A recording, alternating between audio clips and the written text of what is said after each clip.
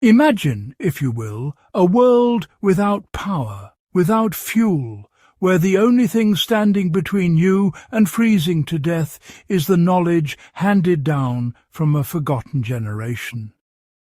The winter of 1944 was, honestly, one of the harshest in living memory, a time of profound scarcity. Yet, in the face of unimaginable cold, people survived.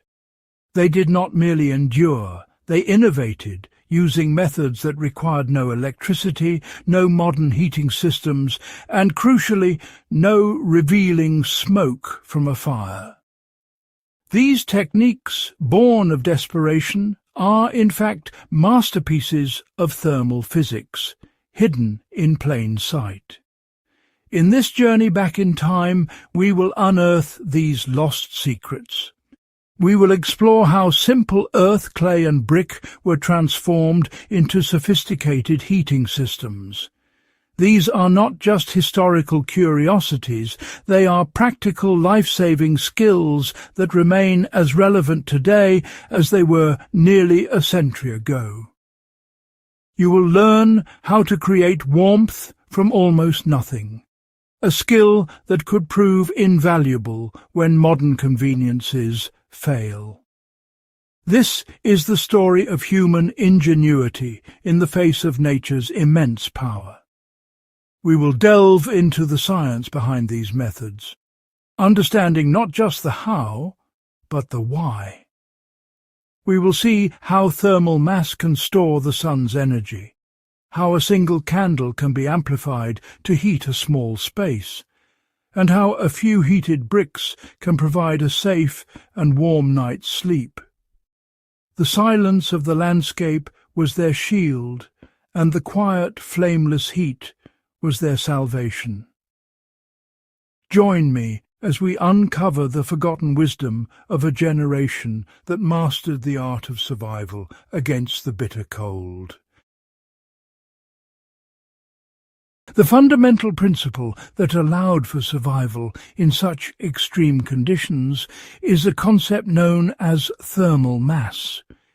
It is, at its core, an object's ability to absorb, store, and later release heat energy. While the air outside could plummet to deadly temperatures, the earth beneath their feet held a deep, consistent reservoir of warmth. The ground, a vast and powerful thermal battery, became their greatest ally. Understanding this was not merely academic. It was the first crucial step towards creating a sanctuary from the biting cold that stalked the land. To harness this subterranean warmth, families undertook a rather remarkable feat of engineering with the most basic of tools. They dug. Down into the frozen soil, they excavated small chambers, often no larger than a modest room, sometimes connected directly to their cellars. These were not simple holes in the ground. They were carefully constructed shelters. The walls were meticulously lined with whatever dense materials could be scavenged.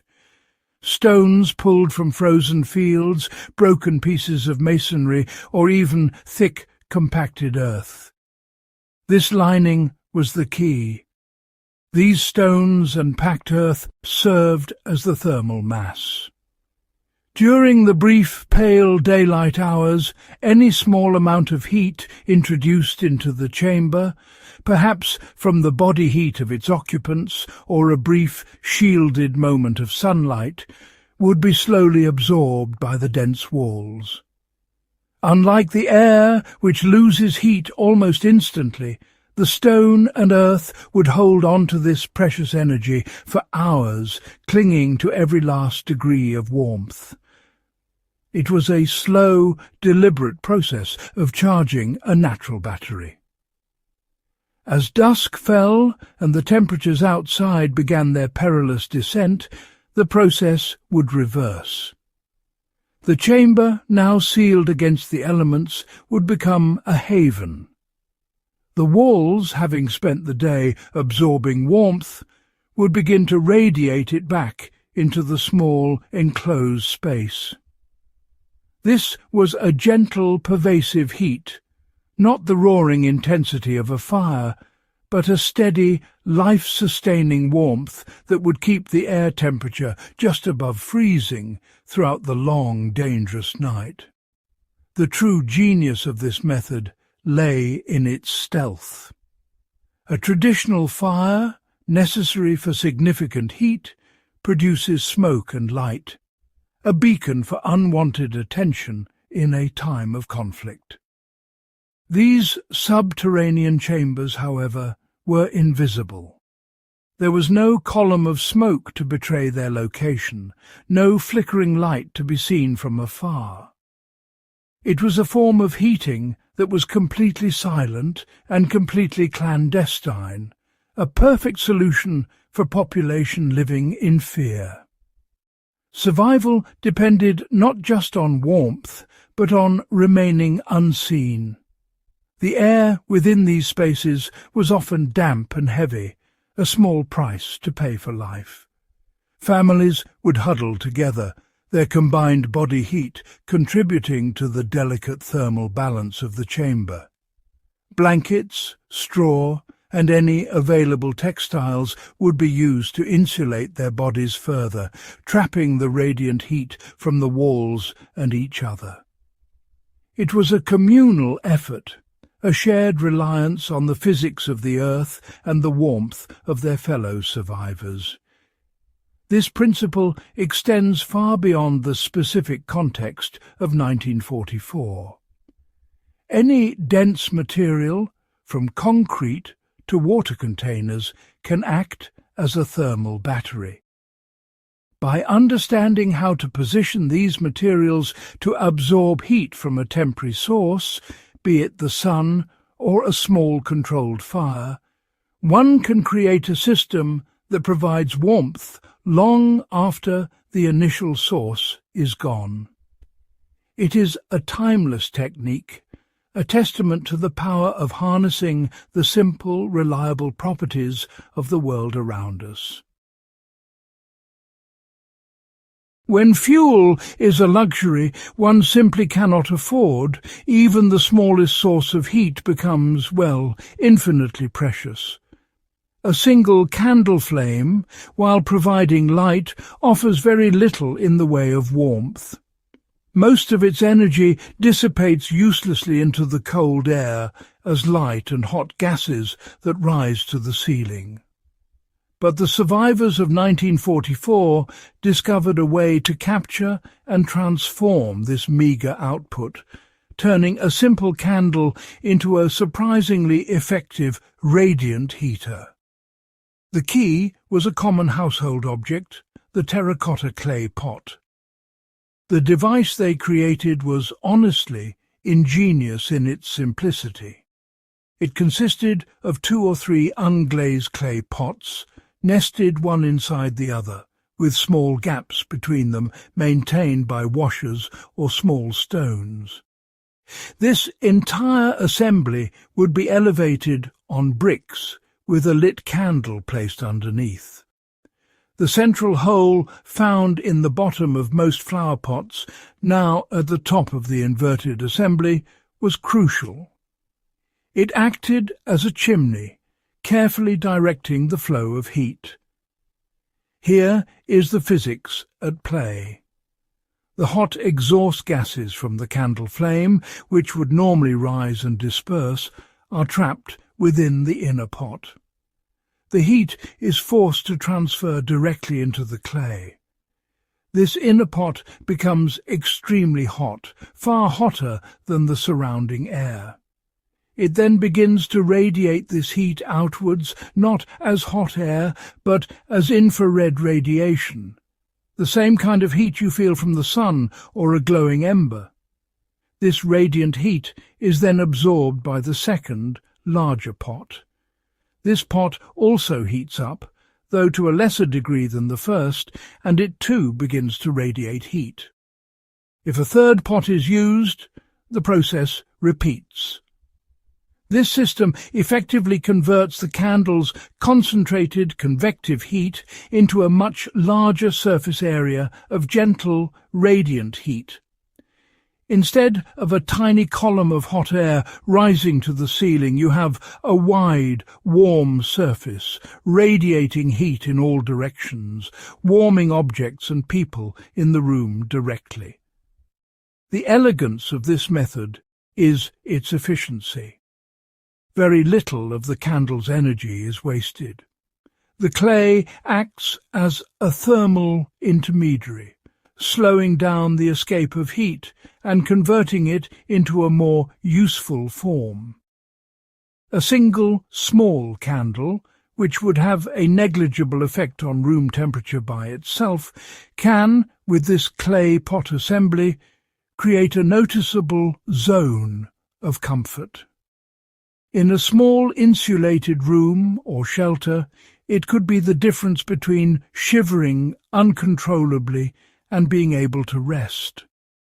Families would gather around these small glowing radiators, extending their hands towards the warm clay.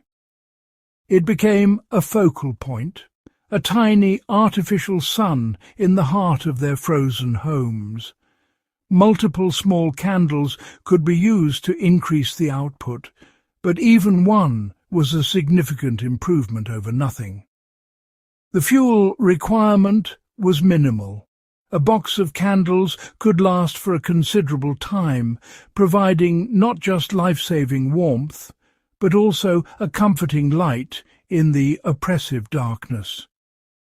Today, this technique remains one of the most effective emergency heating methods available. It requires no special equipment, only items that are easily found or stored.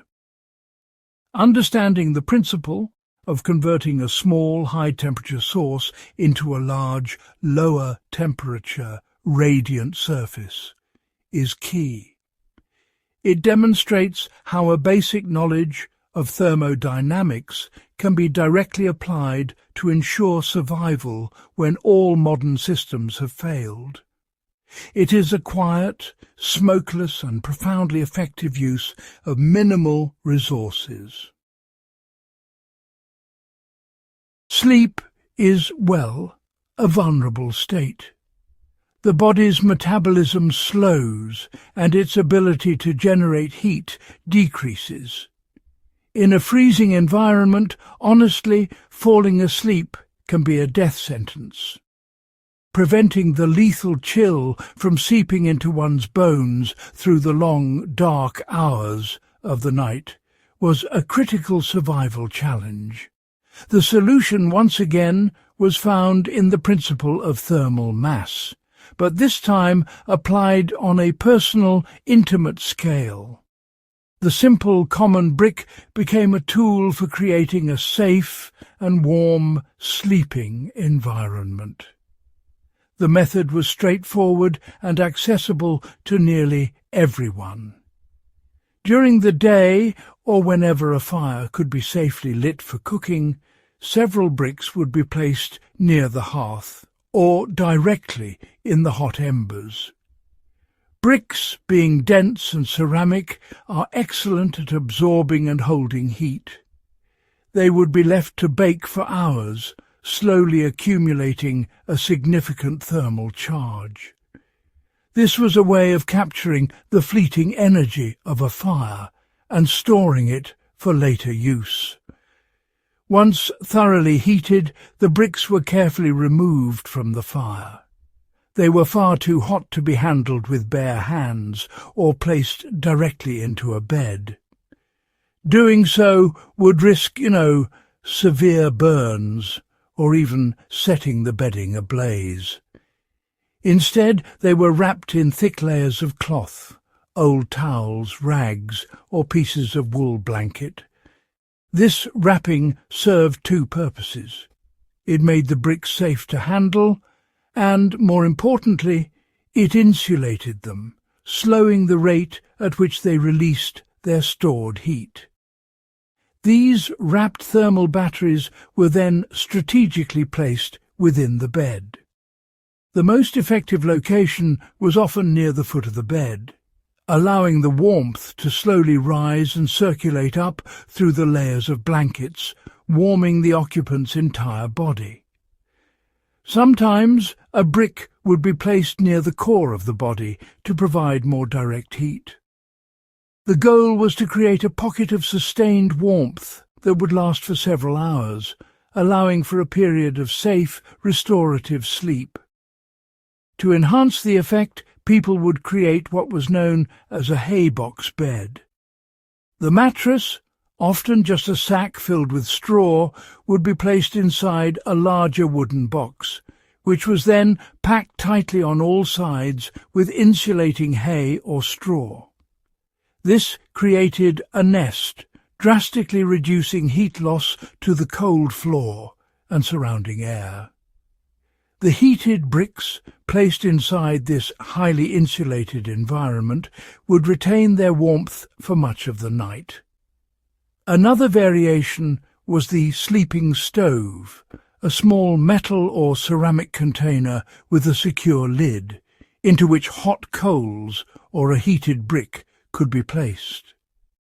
This was a more refined and safer version of the same principle, a personal portable radiator that could be placed directly in the bed. These simple devices transformed a cold, dangerous space into a warm, personal sanctuary, a cocoon against the deadly winter night. The legacy of this technique is its profound simplicity and effectiveness.